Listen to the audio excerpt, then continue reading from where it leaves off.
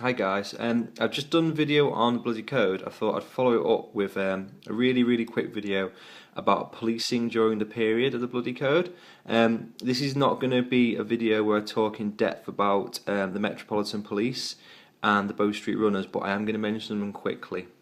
So during the period of the bloody code, policing was done in various ways. I mentioned in the last video how hue and cry became pretty much impossible as Britain became more of an overpopulated and industrial country. The way that they did try and police is that they had thief takers.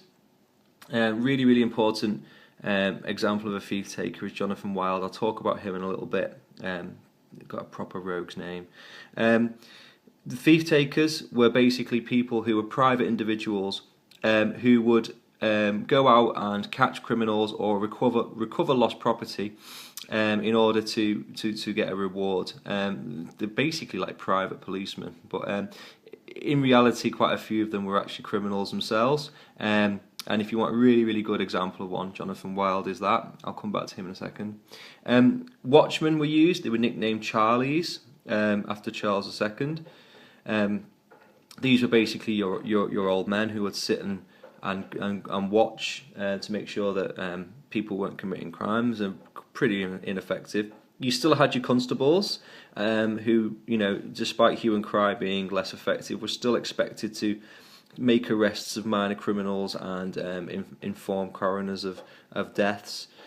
You had something new which were known as watch acts, and these were basically a system where an area could pay a bit of money and have some kind of law enforcement officer who could try and uphold, stop criminals and uphold law in the area. These were pretty ineffective as well. So I said I'd come back to thief takers and Jonathan Wild. Jonathan Wild is an infamous thief taker, and he lived between 1683 and 1725 when he was executed, and he was this kind of London underworld figure, notable for posing as a thief taker, solving people's problems, recovering their property, when in reality he was actually the person responsible for the crime himself. And he gave himself a lovely title, Thief Taker General. And he was basically exploiting the strong public demand for someone to deal with crime that was out of control, especially in London. There was no police force, so someone like Jonathan Wild would come along and offer to recover your property or deal with your whatever criminal aspects you were struggling with. And essentially, this guy was the leader of a gang who were manipulating the law to their own benefit, really, collecting rewards for very valuable items. Rings, trinkets, necklaces, that kind of thing, and bribing people and blackmailing anyone who crossed him.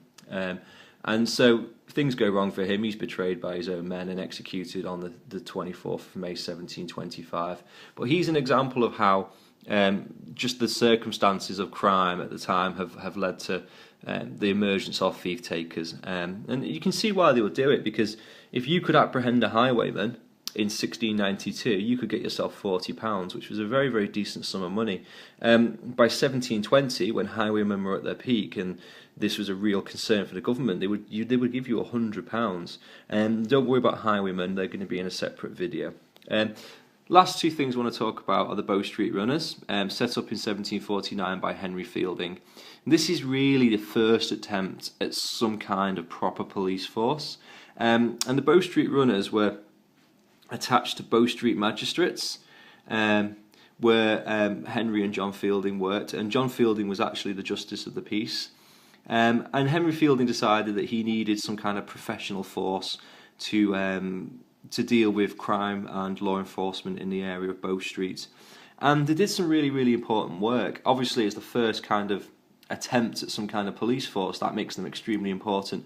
But they were able to set up horse patrols to combat highwaymen, which were highly successful, going out and patrolling the roads and the turnpikes and the ways in and out of London to try and make London a much safer place. That was really good.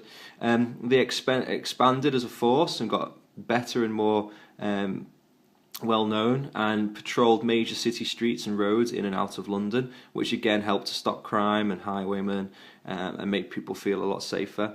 And it's really important thing as well is that they collected and shared information on criminals, and actually produced a little pamphlet with little sort of kind of breakdown of crime or known criminals in the area. And this is really, in a way, the first attempt at some kind of organised criminal intelligence gathering.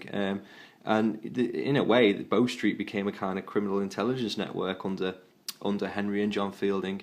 So the Bow Street runners are really important. I'll talk about them again when I do police, but they're something you should be aware of.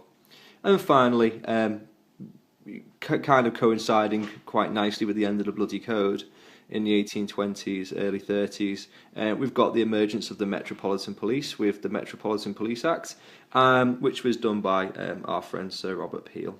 Okay, so there's a nice little overview for you of policing during the bloody code.